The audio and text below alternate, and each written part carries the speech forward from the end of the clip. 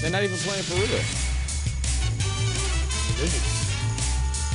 It's Around the Horn, delivered by Pizza Hut. Here's Tony Reale. Winning by winning. Welcome back to the show that scores the argument. You know the national panel in L.A., ESPN.com's J.A. Adande. About halfway through this box of Thin Mints, Rajon Rondo let me have. Thanks, Rondo. The man who joined the 250 Club yesterday, Dallas Morning Newsman Tim Calishaw. Milestone Mondays behind us. If you want to review it a little for the fans, Tony, I'm good with that. Go ahead. Voice of the Morning Jones on Sirius Radio, Bomani Jones. I'm trying to keep up with J.A. Armani over there, you know? And the Boston Globe's Bob Ryan. How fitting that Vernon Golson gets released while we're in the midst of celebrating the next Combine Workout Warrior fraud. Bob, can you hold up your tie? Is that the cape or is that the Bob Ryan muscle flex, the bicep? No, it is the entire Commonwealth of Massachusetts, although I did get this tie while I was on the Cape. Thank you for that. Let's go to work. Much Boston. It's the first word. March 1st. And for the first time in the 2010-2011 season, the San Antonio Spurs have been bitten by the injury bug. Tony Parker out, George Hill in for the next 2 to 4 weeks. They're the 1 seed in the Western by 6 games, Tim Calishaw. Is Parker's injury a big deal, a little deal, or no deal at all? I think it is a big deal for the Spurs. They've been so incredibly healthy this year. When they hit the All-Star break, Parker, Ginobili, Duncan, Jefferson, 4 older players, none of them had missed a single game. That's how they got this 6-game lead on the Mavericks, who've won 9 of their last 10, who are healthy now or are on a roll. If Parker's out a couple weeks, I don't know. But if he's out 4 weeks with the schedule coming up, I see the Mavericks getting within 3, maybe within 2, and then we've got a race for the top spot. Adande, you? I don't think it's that big of a problem right now. They do have a nice cushy lead in the race for the #1 seed in the Western Conference. 6 games of loss column ahead of the Mavericks, 9 games ahead of the Lakers. So maybe it's good to have a little adversity right now in March, better now than when it really matters in the playoffs come April, May, June. So I think, you get used to what if Tony Parker gets hurt during the playoffs? What if Tony Parker gets in foul trouble during the playoffs? You get used to playing without him now. We can still adjust, and the consequences aren't that grave. They'll be fine. Bomani Jones? Yeah, the reason it's not a big deal is because nobody had gotten hurt up until this point. That's unnatural. You did not think a season was going to go that far without the Spurs having a major injury. So this is the sort of thing that was supposed to happen. Every team goes through it. They have a 6-game lead, so it's not even just that they can afford to lose them. It's that they can be patient with them and make sure that Tony Parker doesn't come back too soon because of the lead that they have. This is no deal at all for Bob them. Ryan.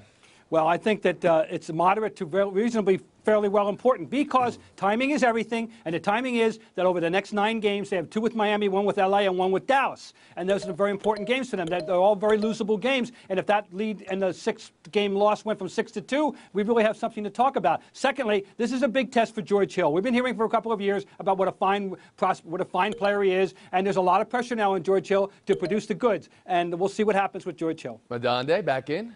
Well, it also helps that they got the rodeo road trip out of the way, so they can at least get some more home games now. They're not on the road the entire time. They have to play without Tony Parker. How important is the 1 seed to these Spurs, Calishaw? Well, I think it's real significant because it affects when you play the Lakers in the playoffs, because right now it'd be the Mavericks and the Lakers meeting up in the 2nd round, so that's the position you want to hang on to. I think it would be a bigger deal if they had to worry about the Lakers on the road in the 2nd round, but they won't. They'll still get the Lakers on the road. They'll be maybe on the road at home, maybe on the road with Dallas. I don't worry about it. Bob. Yeah, the important players in this team are still veterans. I don't think that's a big deal, although I think Tim is right. Seeding is the thing, and matchups, rather than whether you play Game 7 at home or on the road. I guess the second question then, and we'll go to Adande, is this team this year, as presently constituted, better than they've been in the last couple of years? They're more offensive, they're less defensive. Yes, and they have a nice blend of championship experience and a youth infusion, so they're not the old team that everyone makes them out to be. Calishaw? Yeah, I think they are equipped to win in the playoffs with the style they play because they've added offense. They're still going to be a good defensive team. What happened to defense wins in the playoffs? What happened to that, Bomani? They can still play defense. It's a better team, but it's not a better Tim Duncan, and that's the one thing that worries Bob me Ryan, a bit. last word. Yeah, I'm a big Blair fan. I think he's an amazing X factor. So, by the way, he's down now, too, so they got to get him back. We'll move on. Deron Williams' debut last night for New Jersey in New Jersey, and here's the welcome to Jersey moment. Good finish to this one, but the Nets lost it late. Bergen Record reports that Williams met with Mikhail Prokhorov to talk about the future, and sources say if Prokhorov gets his wish, that future will involve Dwight Howard. Nets have a chance of getting Dwight Howard in the future, in your opinion, Bob Ryan?